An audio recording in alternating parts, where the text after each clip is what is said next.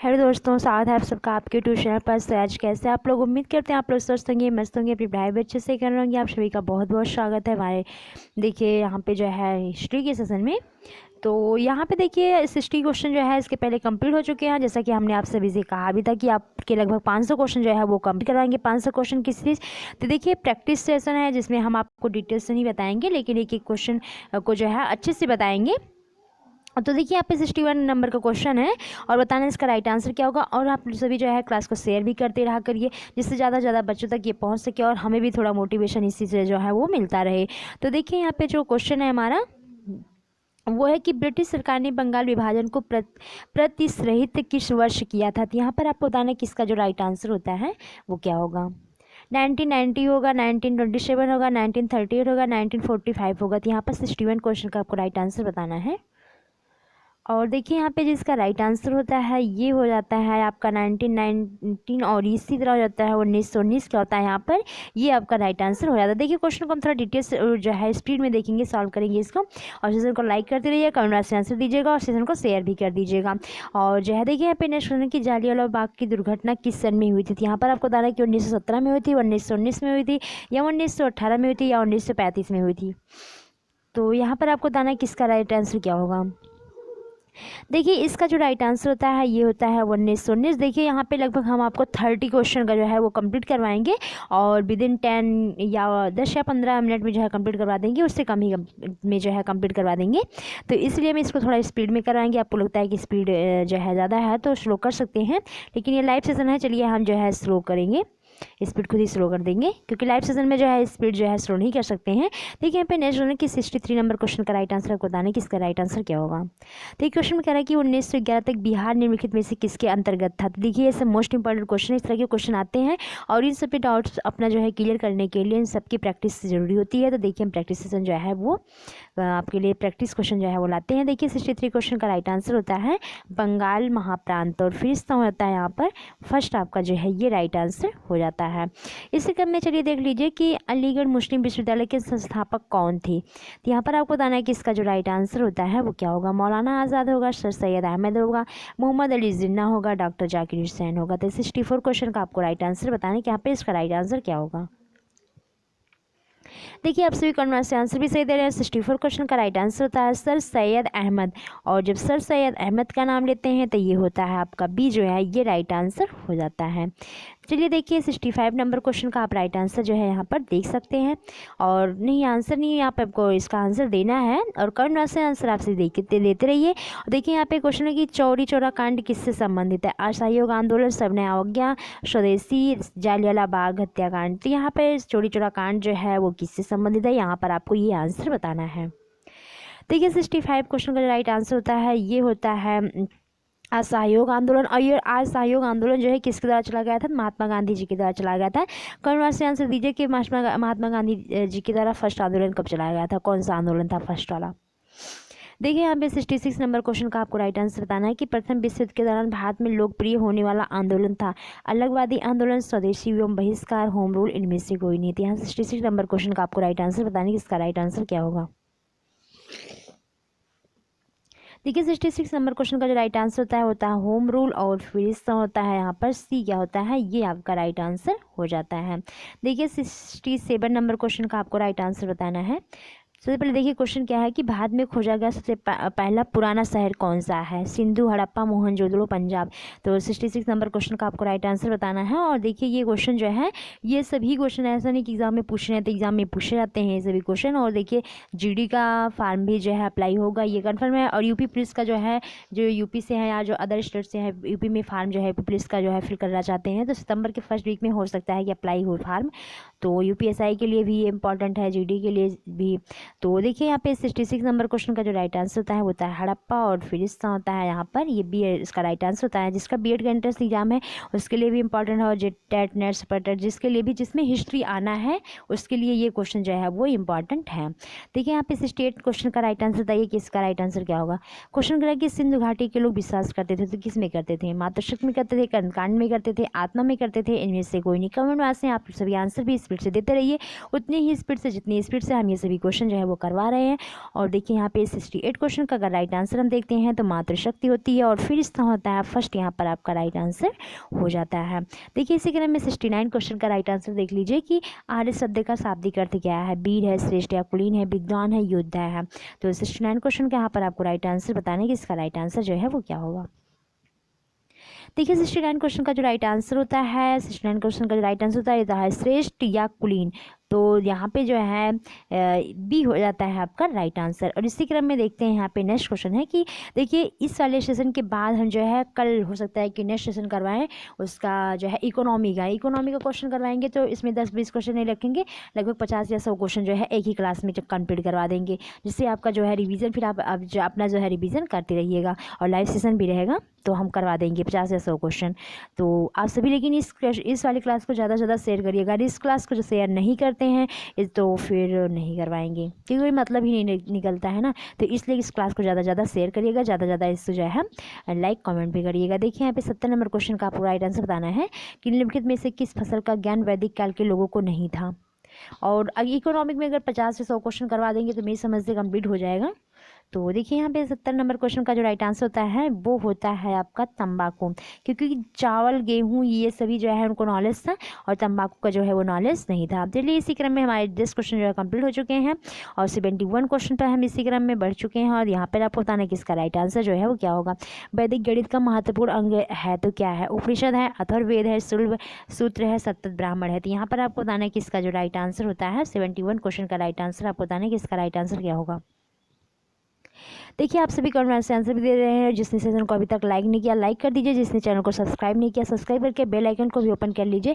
Bell icon को open करने से क्या होता है कि जो भी वीडियो जो है अपलोड की जाती है, लाइव रहते हैं, जो कुछ भी रहता है नोटिफिकेशन आप तक पहुँचता रहता है।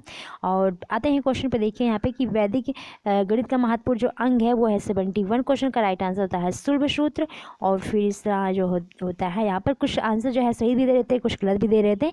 तो देखिए यहाँ पे शुल्ब सूत्र क्या होता है, सी इसका राइट आंसर हो जाता है। अब देखिए यहाँ पे नेक्स्ट क्वेश्चन कि किस वेद में प्राचीन वैदिक युग की संस्कृत के बारे में सूचना दी गई है। तो ऋग्वेद, सामवेद, अथर्ववेद इनमें से कोई नहीं। तो यहाँ पर आपको बताना है कि इस क्वेश्चन का जो राइट आंसर होता है वो क्या होगा। देखिए 72 नंबर क्वेश्चन का जो राइट आंसर होता है वो ऋग्वेद होता है और इसका होता है यहाँ पर ये जो है फर्स्ट इसका राइट आंसर हो जाता है। और जिसके भी घर में या फैमिली रिलेशन में जो भी 10th या 12th में मतलब 9th से 12th तक जो भी बच्चे हैं उनकी भी क्लासेस इस चैनल पर जो है वो जो है चलाई जाएंगी, तो उनके पास भी शेयर कर दीजिएगा और बच्चों को भी जोड़ते रहिएगा। तो देखिए यहाँ पे जो नेक्स्ट क्वेश्चन 73 है कि वेदों की संख्या कितनी है। 3, 4, 6, 8। तो यहाँ पे 73 क्वेश्चन का राइट आंसर बताना है। ऋग्वेद, सामवेद, अथर्ववेद जो है यहाँ पर कितने आते हैं, यहाँ पर 4 होते हैं। ऋग्वेद, सामवेद, यजुर्वेद, अथर्ववेद, यहाँ पे 4 हो जाते हैं इसका राइट आंसर। सबसे पुराना पूछता है, सबसे पुराना जो है वो ऋग्वेद है। और देखिए यहाँ पे जो है 74 क्वेश्चन का आपको राइट आंसर बताना है कि ऋग्वैदिक आर्यों का मुख्य व्यवसाय क्या था। शिक्षा, पशुपालन, कृषि, व्यवसाय। तो यहाँ पर आपको बताना है कि इसका जो राइट आंसर होता है 75 क्वेश्चन का इसका राइट आंसर क्या होगा। देखिए 75 नहीं 74 क्वेश्चन का राइट आंसर। तो यहाँ पे देखिए 74 क्वेश्चन का जो राइट आंसर होता है ये होता है पशुपालन। ऋग्वैदिक आर्यों का जो मुख्य व्यवसाय था वो क्या था, पशुपालन था। और फिर इसका होता है बी आपका यहाँ पर राइट आंसर हो जाता है।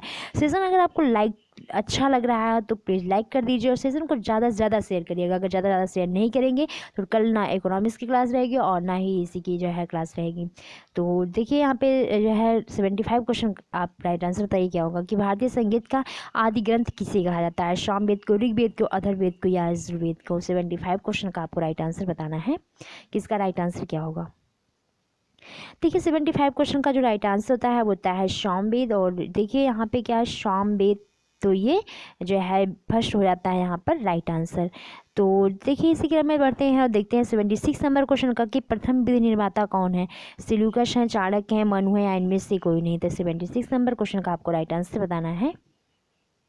देखिए यहाँ पे क्या होता है एक बार पढ़ ले आती है जिसमें सब कुछ रहता है, लेकिन ये जो मनु थे ये बच जाते हैं और जो है यहाँ पर सी हो जाता है राइट आंसर और इन्हीं को जो है निर्माता माना जाता है। तो देखिए इसी क्रम में क्या है कि कृष्ण भक्ति का प्रथम और प्रधान ग्रंथ कौन सा है। तो गीत गोविंद, महाभारत, श्रीमद् भागवत गीता, इनमें से कोई नहीं। 77 नंबर क्वेश्चन का जो राइट आंसर होता है ये आपको बताना है कि इसका राइट आंसर क्या हुआ। 77 क्वेश्चन का जो राइट आंसर होता है ये होता है श्रीमद् भागवत गीता, और फिर इसका हो जाता है यहाँ पर सी आपका राइट आंसर हो जाता है। इसी क्रम में देखते हैं और आगे बढ़ते हैं। आप सभी आंसर भी देते रहिए, कमेंट बॉक्स से आंसर आप तेजी से देते रहिए। देखिए यहाँ पे जो जिसने अभी तक लाइक नहीं किया लाइक कर दीजिए, और लास्ट में कमेंट बॉक्स से जरूर बताइएगा कि आपको सेशन कैसा लगा। और देखिए 78 और जो मॉर्निंग में करंट अफेयर की क्लास में नहीं जुड़ते हैं तो 8 बजे करंट अफेयर की क्लास में जुड़ा करिए और सेशन को शेयर भी कर दिया करिए। देखिए 78 क्वेश्चन का जो राइट आंसर होता है इसका बताना है कि क्वेश्चन में कह रहा है कि ऋग्वेद में संपत्ति का प्रमुख रूप क्या है? भूमि, गोधन, गोधन और भूमि, इनमें से कोई नहीं। तो देखिए यहाँ पे जिसका राइट आंसर होता है ये होता है गोधन, और फिर इसका हो जाता है यहाँ पर ऋग्वेद में जो है ऐसा गोधन था। तो देखिए यहाँ पे पुराणों की संख्या कितनी है? 20, 16, 18, 11। तो यहाँ पर आपको बताना है कि 79 क्वेश्चन का जो राइट आंसर होता है वो क्या होगा, और आप सभी का आंसर भी सही आ रहा है। और 79 क्वेश्चन का जो राइट आंसर होता है ये होता है 18 क्या है? पुराण है, और फिर इसका सी हो जाता है राइट आंसर। और इसी क्रम में बढ़ते हैं हम 80 नंबर क्वेश्चन पे, और 80 नंबर क्वेश्चन है कि वैदिक धर्म का मुख्य लक्षण इनमें से किसकी उपासना था? पशुपत, प्रकृति, माता, त्रिमूर्ति। तो यहाँ पर आपको इस 80 नंबर क्वेश्चन का राइट आंसर बताना होगा कि इसका राइट आंसर क्या होगा।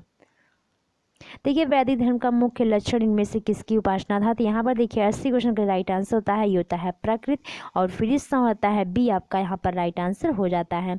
देखिए यहाँ पे आपको सभी को ये जो 30 क्वेश्चन थे इसकी पीडीएफ, और जो करंट अफेयर का था उसकी पीडीएफ, ये सभी पीडीएफ जो है आपको टेलीग्राम ग्रुप पर मिल जाया करती थी। इसके पहले की सभी पीडीएफ जो है अपलोड है, आप देख सकते हैं।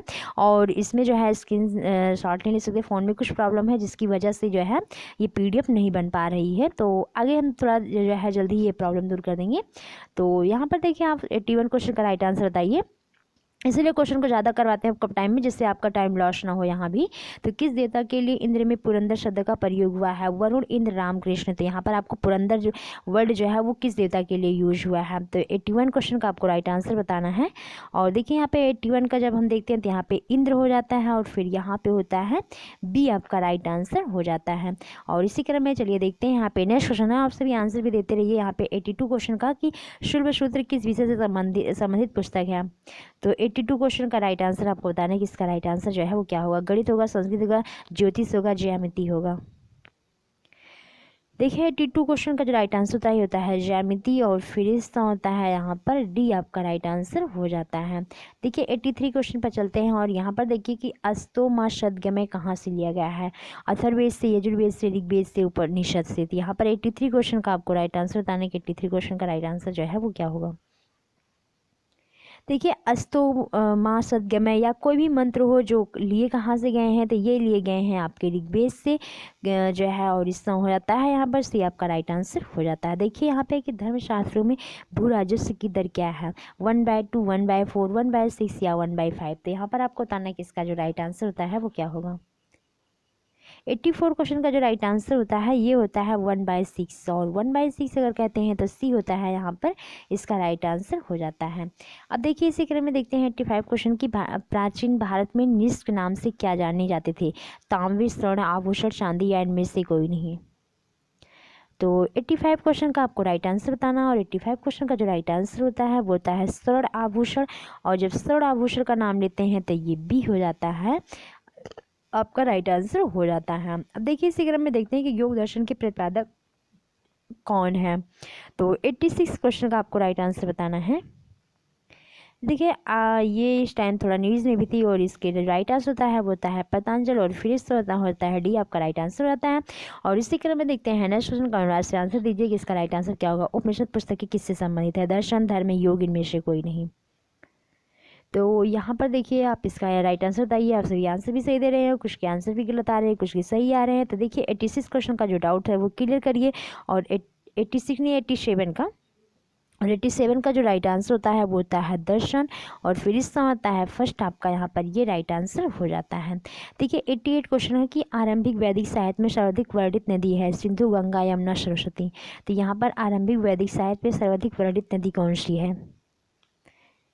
देखिए यहाँ पे इसका जो राइट आंसर होता है ये आप सभी के आंसर भी गलत आ रहे हैं, क्योंकि इसमें कुछ लोग गंगा भी दे रहे हैं, और जबकि इसका राइट आंसर होता है सिंधु, और इसका होता है फर्स्ट यहाँ पर राइट आंसर हो जाता है। देखिए यहाँ पे इसी क्रम में नेक्स्ट क्वेश्चन देखिए, कर्म का सिद्धांत किससे संबंधित है? मीमांसा से, वेदांत से, न्यास से, ये सभी। तो यहाँ पर 89 क्वेश्चन का आपको राइट आंसर बताना है कि इसका राइट आंसर क्या होगा। कर्म का सिद्धांत किससे संबंधित है, तो ये संबंधित है जो है मीमांसा से, और फिर इसका होता है यहाँ पर ए राइट आंसर हो जाता है। देखिए यहाँ पे नेक्स्ट क्वेश्चन है कि 90 नंबर क्वेश्चन का, कि वैदिक युग में प्रभावित लोकप्रिय शासन प्रणाली थी गणतंत्र, प्रजातंत्र, राजा शासन, वंशानुगत राजतंत्र। तो यहाँ पर आपको बताना कि वैदिक युग में जो है किस तरह का जो है वो शासन व्यवस्था थी। देखिए यहाँ पे क्या होता है कि गणतंत्र, और फिर इसका होता है यहाँ पर फर्स्ट, इसका राइट आंसर हो जाता है। देखिए यहाँ पे हमारे जो आपसे पहले भी कहते हैं कि 30 क्वेश्चन है, और 30 क्वेश्चन को जो है हम बहुत ही कम टाइम में जो है कंप्लीट कराएंगे, लेकिन ये वीडियो नहीं थी, रिकॉर्डर नहीं थी, क्योंकि आपसे भी जो है लाइव सेशन में जो है लाइव दे रहे थे, तो इसलिए हमें थोड़ा टाइम लेना पड़ा। तो कैसा रहा ये सेशन कमेंट बॉक्स से ज़रूर बताइएगा, और शेयर कर दीजिएगा, ज़्यादा शेयर करते हैं तो कल आपके 50 या जो है 100 क्वेश्चन इवेंट जो है वो पड़ जाएगा, तो आपकी इकोनॉमिक्स की जो है कंप्लीट करवा देंगे। उसके बाद ऐसे करके कि हम मैराथन क्लास लेके आपके सभी सब्जेक्ट जो है वो कंप्लीट करवा देंगे। तो सेशन को लाइक कर दीजिएगा, शेयर कर दीजिएगा। मैथ की क्लास बहुत जल्दी आपकी बोर्ड पर चलेगी, तो उसके लिए भी जो है जुड़िएगा। तो मिलते हैं नेक्स्ट सेशन में, तब तक के लिए बने रहो यूट्यूब चैनल पर। और आपके घर में रिलेशन में कोई भी हो, छोटे भाई बहन हो जो 9th से 10th के क्लास के बीच में आते हो, तो सेशन को शेयर कर दीजिएगा। क्लास भी इस पर है, आप शेयर कर दीजिएगा, और जो है क्लासेस चलेंगी भी, सिलेबस भी कंप्लीट करवाया जाएगा। तो मिलते हैं फिर नेक्स्ट सेशन में, तब तक के लिए बने रहो यूट्यूब चैनल पर। सी बाय बाय, टेक केयर।